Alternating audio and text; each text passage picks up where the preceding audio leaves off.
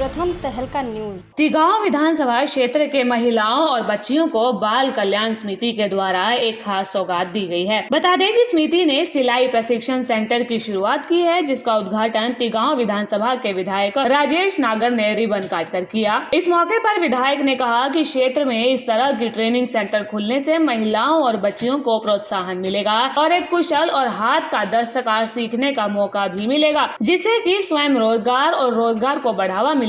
उन्होंने ये भी कहा कि अब तक जन बाल कल्याण समिति के द्वारा तकरीबन हजारों महिलाओं और बेटियों को रोजगार मिल चुका है और ये ट्रेनिंग सभी को बिल्कुल मुफ्त में दी जाती है।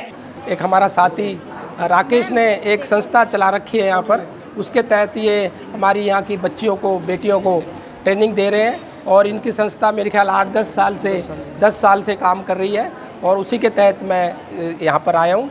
और भाई को बहुत बहुत हमारा धन्यवाद है कि वो भाई इस तरह का कार्य कर रहा है। सामने देखो कितनी बच्चियाँ, पहले भी 1200 बच्चियों को करीब इन्होंने ट्रेनिंग देकर नौकरियाँ भी दिलाई और ट्रेनिंग भी दी।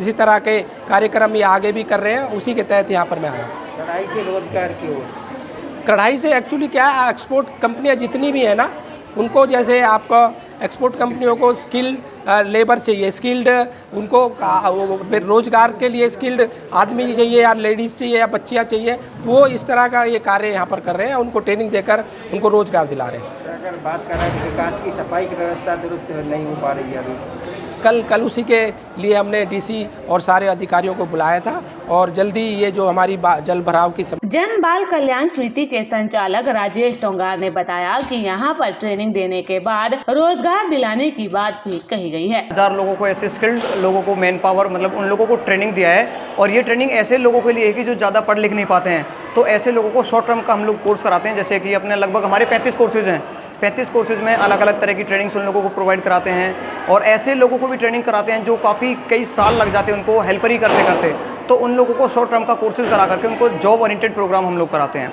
और इसके अलावा ध्रुव ग्लोबल का एक बहुत धन्यवाद कि जो कि इस तरह के ट्रेनिंग प्रोग्राम्स को मतलब गांव-गांव तक पहुंचाने का काम कर रहे हैं। मैं ध्रुव ग्लोबल के उच्च अधिकारियों को और जो भी मतलब एमडी हैं या हमारे प्रोजेक्ट हेड हैं ध्रुव ग्लोबल के, उन लोगों को बहुत ही धन्यवाद करना चाहता हूं कि जो उन्होंने इस तरह के गांव-गांव लेवल तक के गांव की लड़कियों और महिलाओं के लिए ऐसे शिक्षण और कौशल विकास योजनाओं के ट्रेनिंग सेंटर खोलने के लिए हमें अनुमति दी।